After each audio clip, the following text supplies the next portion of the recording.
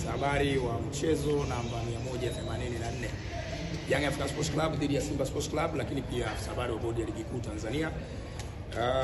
Tulikuwa na mkutano hapa awamu ya kwanza ambapo kocha mkuu wa klabu ya Yanga pamoja na nahodha wamezungumza nanyi wanahabari kuelekea mchezo huo, na kwa mujibu wa ratiba ambayo ilitumwa kwa klabu zote mbili na kwenu wanahabari, Simba Sports Club ambaye ni mgeni katika mchezo huu walipaswa kuwepo hapa saa 5:30 na kuanza mkutano, lakini tumefanya jitihada kadhaa.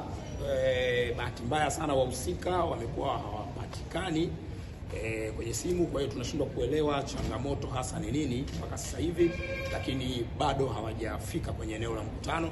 Na kwa sababu hili ni jambo la kikanuni, ni jambo ambalo lina ratiba, na baada ya hapa kuna ratiba ya matukio mengine kuelekea huo mchezo, hatuwezi kuendelea kuwepo hapa mpaka jioni, ndugu zangu wanahabari.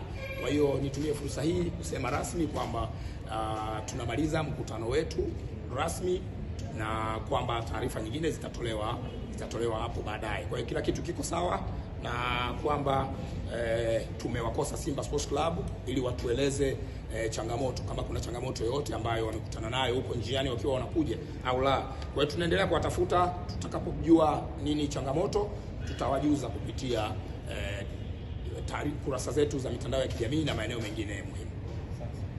Kuna swali na hilo jambo kinahusisha mazoezi. Kwa mujibu wa kanuni, klabu mgeni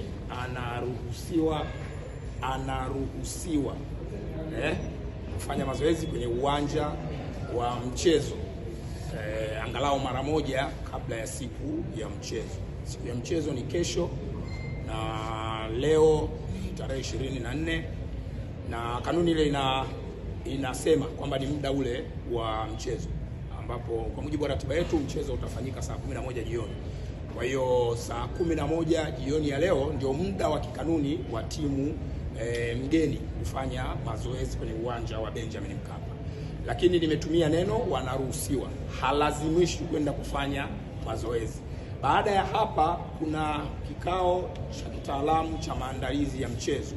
Kwenye kile kikao timu zote mbili zinakuwepo, na inawezekana uamuzi wa wao kwenda kufanya mazoezi au kutokwenda unaweza ukawa communicated huko. Kwa hiyo kwa sasa hivi hapa ninachoweza kusema ama kuwajua